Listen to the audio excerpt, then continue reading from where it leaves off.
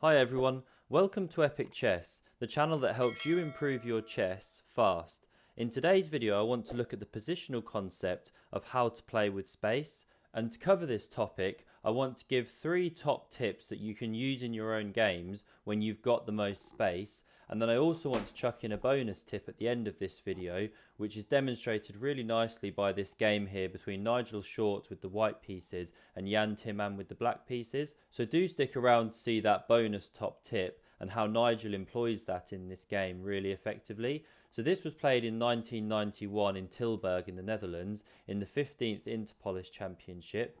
Nigel kicks off here with pawn to e4 and Timman replies by playing the Alekhine defence, knight to f6.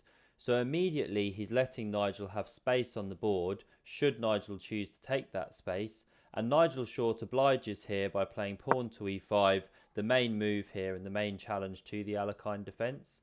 The knight now jumps into d5, we have pawn to d4 solidifying the centre, and now black begins undermining the centre with pawn to d6. So this is what's known as a hypermodern opening from black.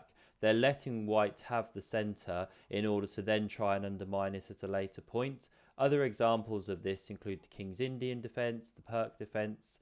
So we'll see how this plays out for both sides. And it's not to say that if you give your opponent space in the centre that's necessarily bad, but you do have to be very careful not to get overrun when you give up the centre of the board like this.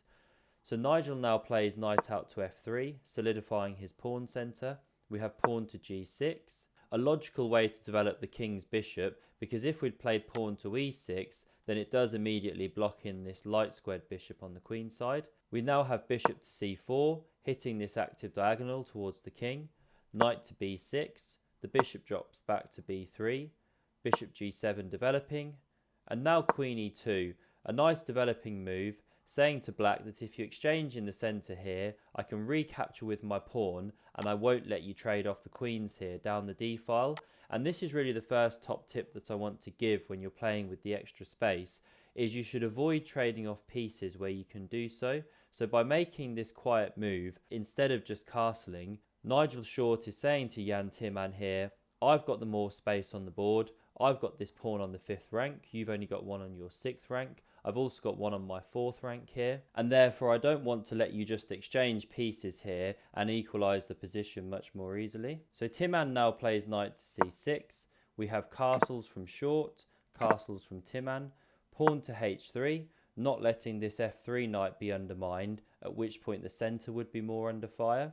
If the bishop came to g4, that is, to undermine this knight pinned to the queen. We have a5 from Timman, trying to strike out and gain some space of his own, and this is nicely shut down here by Short. He simply plays pawn to a4, preserving his space advantage on both sides of the board, the flank here and in the centre. Now we have an exchange on e5, Short recaptures, the knight jumps into d4, and it's not possible to live with that knight hitting all of these 3 pieces. So this knight is now chopped off, queen recaptures, rook to e1, protecting this pawn on e5, and this is really one of the key battlegrounds now on the board. If this pawn can be maintained, then it massively cramps black's position.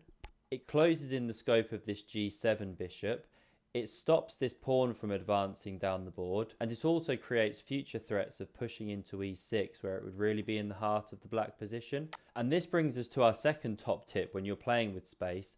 If you're the side who has more space, then it's easier for you to manoeuvre your pieces around the board. We can see here that Nigel Short has very easy development of his knight. His bishop can hop out at any moment. The queen and rook can move freely around the board, whereas it's a bit more difficult for black to get his rooks into the game, and also the bishop stuck at home here on c8 because of this cramping pawn on e5. So Timman plays pawn to e6, quite a sad looking move because of how bad it now makes this bishop, but his concern was that if he doesn't make this pawn move here, then white himself will be pushing on with this e-pawn into the e6 square, and then there's even bigger problems for black. Nigel plays knight d2, developing his pieces. We have knight to d5, knight to f3, hitting the queen. Queen drops back to c5. Queen to e4, centralising. Queen to b4 now, looking to trade the queens. And again, Nigel says, no thanks, I've got more space here. I've got the better position and the advantage. I want to keep the queens on the board. So he finds a nice solution to this problem now. he jumps the bishop into c4 and sees that after Timman plays the logical knight into b6, hitting the bishop twice now with knight and queen, Short can protect this piece by playing pawn to b3, and although this doesn't look beautiful, because after knight takes, pawn takes, these pawns on the queen side are now split and isolated on the c-file. In compensation for this, Short now has a very big lead in development, and it's extremely hard for black to develop his pieces, so there's immediately a threat of bishop to a3, skewering the queen against the rook on f8, and because of this, Timman now plays rook to e8, responding to that threat. And now if you want to pause the video here and think about what Short played as his next move, then I'd encourage you to do so. We can see that white has the space advantage, the lead in development. So the question is, how do you continue to squeeze black in this position and limit the development of their pieces? So here Short played rook to d1, and this is a nice move. It stops the bishop from coming to d7, where it would like to develop to, so that it can then come to c6 and hit this active diagonal. We now have queen c5 from Timman, pressuring the e5 pawn. And in response to this, Short plays queen to h4, hitting these dark squares around the black king, and saying to black, you can't actually take this pawn on e5, because if the bishop jumps in and takes it, not only would that be a suspect move anyway, because of the fact that the knight could take the bishop here and then the dark squares around the king are very weak, but also there's a tactical issue here. White can simply play bishop to a3 and there's no way for the queen to actually hold on to the bishop here. So after queen h4, Timman plays pawn to b6, looking to develop his bishop along this diagonal. We have bishop to e3 hitting the queen, queen c6, and now bishop to h6, looking to swap off these dark squared bishops and therefore make these dark squares around the king weaker. So Timman now drops the bishop back to h8, seeking to keep them on the board and add some protection to his king. We have rook to d8 now from Short, and we can see that there's an immediate tactic in the position here. If the rook were to capture this white rook on d8, then the queen jumps in and we've got checkmate being delivered along the back rank here, thanks to this bishop on h6, which is cutting across the king. So we have bishop to b7, connecting the black rooks.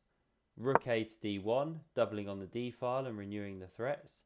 Now we have bishop to g7, so Timman admits that actually he does need to swap off these bishops because the threats that this one is causing across this diagonal are just too much. And now a really insightful move from Nigel Short. He simply plays rook 8 to d7, refusing to let black swap off the rooks here. And as well as following the principle of not exchanging pieces when you have a space advantage, this also brings us on to the third tip when playing with a space advantage, which is don't rush the position. So we can see that by dropping the rook back to d7, Short maintains his pressure down the d-file and domination of that key file, and he also adds pressure to the 7th rank here, where this rook is looking in both directions. There are also plenty of improvement moves he can make in this position, with these pawns on the king side, his queen, this bishop, the king, whereas black is very paralysed, and that's what this move really highlights as well. And we can see that paralysis now playing out. So Timman plays rook to f8. He really has nothing better to do. If he tries to snatch this pawn on a4 with his queen, then the white rook on d7 will chop this pawn on c7, and then the second rook will join the 7th rank, and that will prove decisive. So after rook to f8 from Timman, Short now swaps the bishops on g7, king recaptures. We have rook 1 to d4, bringing the other rook into the game a bit more actively, possibly threatening to swing across here, and essentially just keeping black guessing once again. Now we have rook a to e8. Timman really can't do much in this position. Queen to f6 check, king to g8. Now pawn to h4, a really nice push here, threatening to run the pawn all the way down the board to h6, where he'll then be able to deliver checkmate on this g7 square. So this is a threat that Timman is forced to respond to by playing pawn to h5, and it's a good moment to pause here and have a look at the visual effects of Short's pawns. So he's got 1, 2, 3 pawns on his 4th rank and 1 pawn on the black 5th rank. By contrast, Timman just has 2 pawns on his own 4th rank and no pawns in Nigel Short's side of the board. And this is a nice highlight of how the space advantage has really crippled black in this game. And it's also then given Short the ability to manoeuvre his rooks, his queen and his knight in the future into really dominant squares where they look far more powerful than his opponent's pieces. Now if you want to pause the video here and have a think about what Short played after the move h5 by black, then please do so. This is a really beautiful idea from Short that he comes up with to finish the game. And this brings us to the bonus tip that I want to give in this position, related to space but also good positional chess in general. And that tip is always look to improve your worst pieces. So here if we have a look at Short's rooks, we can see that they're very well placed, dominating the d-file. So is the queen on f6. There is an argument that the knight should be on g5 here potentially, or coming back then into e4, but the problem with that is that because of the battery of queen and bishop hitting g2, that knight has to stay where it is so as not to allow checkmate. We don't necessarily want to move any of the pawns here, those are fairly well placed, and so it then begs the question, could this king be improved on g1? And now Short finds a really elegant solution to not only improve the king's safety on the first move, but then actually use his king as an attacking piece in this position, taking advantage of the fact that the black pieces are completely paralysed. And so this begins with king h2, the start of a really beautiful king walk. We have rook to c8 in response, more shuffling, king to g3, rook e to c8, king to f4, and we can now of course see where this is heading, and Timman would have seen that by this position, and the writing is now on the wall. There's nothing black can do other than watch this masterpiece play out. So Timman drops the bishop back with bishop to c8, and after king to g5, Timman actually resigned in this position. So Short is leaving a whole rook on prise, because after bishop takes rook here, we have king to h6, and this checkmate on g7 is unstoppable. And it's really nice how Short was initially going to push this h-pawn down the board to then give this checkmate on g7, but once the black pawn on h5 stops the advance of the white h-pawn, then instead Short brought his king in via this route all the way down the dark squares and into this danger zone. So a really, really nice concept and a really good demonstration of how having space on the board can cripple your opponent. So I hope you found this video really helpful. As always, don't forget to like, comment, share and subscribe, and I hope to see you again on a future video.